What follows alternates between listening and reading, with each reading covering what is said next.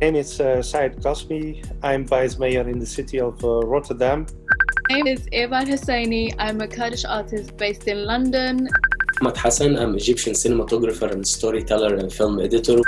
My name is Noreen Breyer, and I work as an activist to humanize foreign policy. Hi, my name is Susanna Herzberg. I'm an interdisciplinary artist, activist and researcher.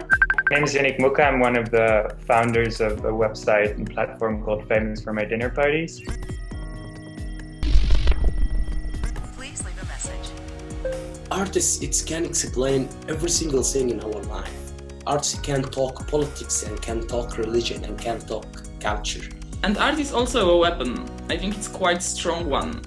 It's a weapon used for self-defense. Art is a weapon to fight for a better place to live for all of us. It's about me just genuinely delving into my identity and me focusing on that simply because of the way my identity is placed in the world. And right now, Kurdish people are highly oppressed, and I feel that it is a duty through my art to just actively try and dismantle these barriers. I have a responsibility. I have a responsibility because I have a tool. And that tools, a lot of people doesn't have it. And I have to rethinking if what I'm doing is right or wrong. We are creatives that try to look at the world in a creative way and hopefully making people think about them. Lots of people think that it's like really difficult to do art. I think that most people can do it. And I think that really it's worth to start. Take a banner or a piece of paper and even write that I disagree with something. Activism wouldn't exist without politics. You know, the whole point of activism is that it exists because there are injustices and because there is violence and because, you know, people are genuinely suffering. Politics is a science that organizes and structures us, and that's how we find out who lies on the margin and what policies were made to intentionally exclude certain populations.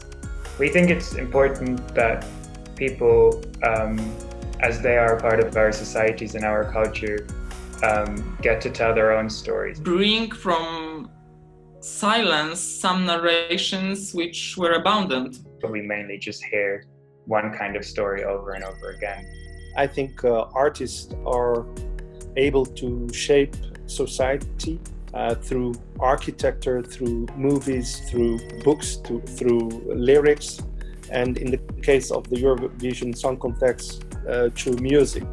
So I strongly believe that artists can shape society. When entering the international and political realms, it becomes evident that there is one dominant narrative, and a way to resist that is expressing yourself, is not erasing yourself from these policies and these paradigms that operate. Because who is owning the narration? It was mostly owned by guys. They were writing history.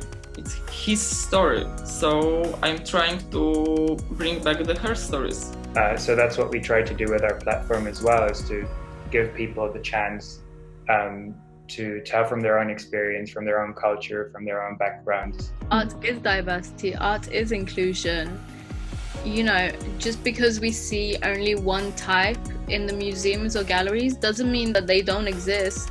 Political expression is a right that each individual ought to have, and unfortunately it's a privilege in the modern day to be able to politically express yourself without any restrictions at all. It's important that we give many different kinds of people as possible, as they are a part of our societies, a platform to tell their stories or express themselves.